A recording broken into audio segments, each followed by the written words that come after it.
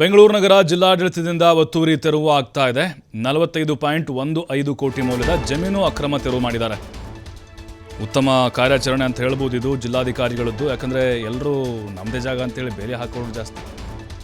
ಪುಕ್ಸಟ್ಟಿ ಜಾಗ, ಗೌರ್ಮೆಂಟ್ ಜಾಗ ಎಲ್ಲೆಲ್ಲಿ ಗೋಮಾಳ ಇರುತ್ತೋ, ಎಲ್ಲೆಲ್ಲಿ ಕೆರೆ ಪಕ್ಕದಲ್ಲಿರುತ್ತೋ ಅಲ್ಲೆಲ್ಲ ಬೇಲಿ ಹಾಕೊಂಡ್ಬಿಡ್ತಾರೆ. ನಮ್ಮಪ್ಪನ ಜಾಗ ಇದೆ ಅಂತೇಳಿ. ಅವ್ರ ಅಪ್ಪಂದು ಅಲ್ವೇ ಅಲ್ಲ ಅದು, ಅಥವಾ ಒಂದು ಆಗಿರೋಲ್ಲ. ಡಿ.ಸಿ. ಜಗದೀಶ್ ನೇತೃತ್ವದಲ್ಲಿ ಕಾರ್ಯಾಚರಣೆ ಆಗಿದೆ. ಆನೇಕಲ್, ಬೆಂಗಳೂರು ಪೂರ್ವ, ಉತ್ತರ ಮತ್ತು ದಕ್ಷಿಣ ತಾಲೂಕಿನಲ್ಲಿ ತೆರವು ಕಾರ್ಯ ಮಾಡಿದ್ದಾರೆ. ಸರ್ಕಾರಿ ಜಾಗ ಅದು. ಬರೋಬ್ಬರಿ 45.15 ಕೋಟಿ ಮೌಲ್ಯದ 4.14 ಎಕರೆ ಜಾಗ ಈಗ ಜಿಲ್ಲಾಡಳಿತ ವಶಕ್ಕೆ ಪಡೆದುಕೊಂಡಿದೆ. ಸ್ಮಶಾನ, ತೋಪು, ಕೆರೆ ಜಾಗಕ್ಕೆ ಬೇಲಿ ಹಾಕಿದ್ರು ಈ ಭೂಗಳ್ಳರು.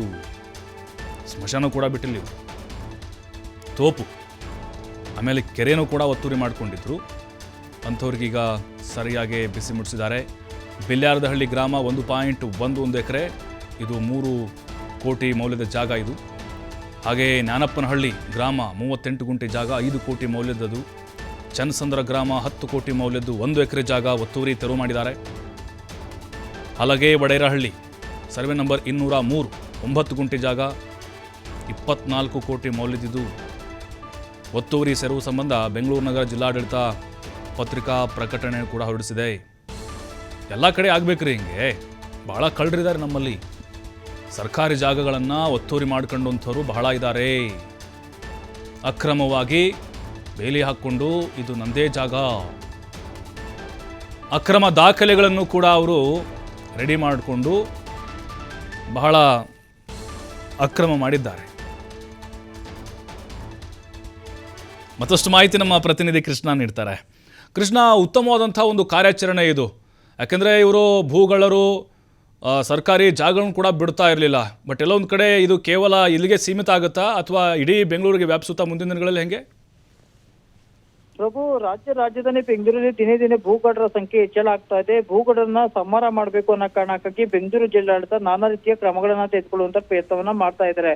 ಒಂದ್ ಕಡೆ ಭೂಗಡರಿಗೆ ಬೆಂಗಳೂರಲ್ಲಿ ಒಂದ್ ಕಡೆ ಒಂದು ಅಡಿ ಜಾಗ ಕೂಡ ಚಿನ್ನದಂತ ಬೆಲೆ ಇದೆ. ಚಿನ್ನದಂತ ಬೆಲೆ ಇರುವಂತ ಜಾಗವನ್ನ ಬೆಂಗಳೂರಿನ ವಿವಿಧ ಭಾಗದಲ್ಲಿ ಬೇಲಿ ಹಾಕುವಂತ ಪ್ರಯತ್ನವನ್ನ ಭೂಗಡರು ಕೂಡ ಮಾಡ್ತಾ ಇದ್ದಾರೆ. ಅದರಲ್ಲೂ ಪ್ರಮುಖವಾಗಿ ಬೆಂಗಳೂರಿನ ಆನೇಕಲ್ ಆಗಿರ್ಬೋದು, ಕೇರ್ಪಂ ಆಗಿರ್ಬೋದು, ಜೊತೆಗೆ ಯಲಹಂಕ, ಬೆಂಗಳೂರು ದಕ್ಷಿಣ ಈ ಭಾಗದಲ್ಲಂತೂ ಕೂಡ ಭೂಗಡರ ಸಂಖ್ಯೆ ಜಾಸ್ತಿ ಆಗ್ತಾ ಇದೆ. ಹೀಗಾಗಿ ಭೂಗಡರ ಬಗ್ಗೆ ಕಡಿವಾಣ ಹಾಕ್ಬೇಕು ಅನ್ನೋ ಕಾರಣಕ್ಕಾಗಿ ಬೆಂಗಳೂರು ಜನತೆ ಎಲ್ಲೆಲ್ಲಿ ದೂರುಗಳು ಬರ್ತವೆ ಅಂತ ದೂರುಗಳು ಬಂದಂತ ಆಧಾರದ ಮೇಲೆ ಸಾಕಷ್ಟು ರೀತಿಯಲ್ಲಿ ಕಾರ್ಯಾಚರಣೆ ಮಾಡುವಂತ ಪ್ರಯತ್ನವನ್ನ ಬೆಂಗಳೂರು ನಗರ ಜಿಲ್ಲಾಡಳಿತ ಕೂಡ ಮಾಡ್ತಾ ಇದೆ. ಅದಕ್ಕೆ ಸಂಬಂಧಪಟ್ಟಂತೆ ನಿನ್ನೆ ಕೂಡ ಬೆಂಗಳೂರು ವಿವಿಧ ಭಾಗದಲ್ಲಿ ಸಾಕಷ್ಟು ಒತ್ತುವರಿ ತೆರವು ಮಾಡುವಂತ ಪ್ರಯತ್ನವನ್ನ ಬೆಂಗಳೂರು ಜಿಲ್ಲಾಡಳಿತ ಕೂಡ ಮಾಡಿದೆ. ಅದರಲ್ಲೂ ಪ್ರಮುಖವಾಗಿ ಬೆಂಗಳೂರು ವಿವಿಧ ಭಾಗದಲ್ಲಿ ಒತ್ತುವರಿಯಾಗಿದ್ದಂತ 4 ಎಕರೆ 14 ಗುಂಟೆ ಜಾಗವನ್ನ ಬೆಂಗಳೂರು ಜಿಲ್ಲಾಡಳಿತ ವಶಕ್ಕೆ ಪಡೆಯುವಂತ ಪ್ರಯತ್ನವನ್ನ ಕೂಡ ಮಾಡಿದೆ. ಅದರಲ್ಲೂ ಪ್ರಮುಖವಾಗಿ 4 ಎಕರೆ 14 ಎಕರೆ ಜಾಗ ಸರಿಸುಮಾರು 45 ಕೋಟಿಗಿಂತ ಹೆಚ್ಚು ಮೌಲ್ಯದ ಜಾಗ ಕೂಡ ಆಗಿರುತ್ತೆ. ಹೀಗಾಗಿ ಅದು ಸ್ಮಶಾನ ಮತ್ತು ಕೆರೆ ಮತ್ತು ಗೋಮಾಳ ಜಾಗಕ್ಕೆ ಯಾರಾದ್ರೂ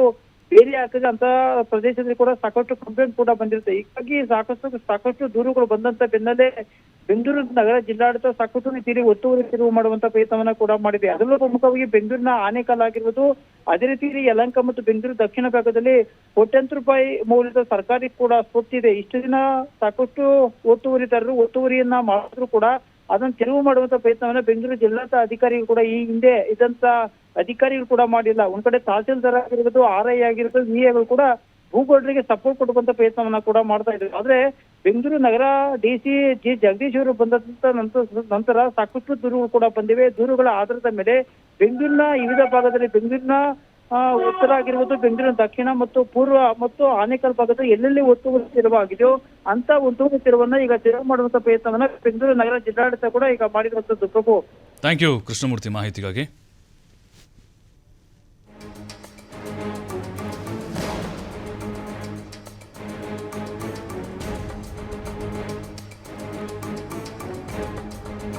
ನೋಡಿ, ಬೆಂಗಳೂರು ನಗರ, ಬೆಂಗಳೂರು ಗ್ರಾಮೀಣ ಮತ್ತು ಅಂದರೆ ಆನೇಕಲ್ ತಾಲೂಕು ಆ ಭಾಗದಲ್ಲೂ ಕೂಡ ಸರ್ಕಾರಿ ಜಾಗ ಒತ್ತುವರಿ ಏನಾಗಿತ್ತು ಅದನ್ನು ತೆರವು ಮಾಡಿದ್ದಾರೆ.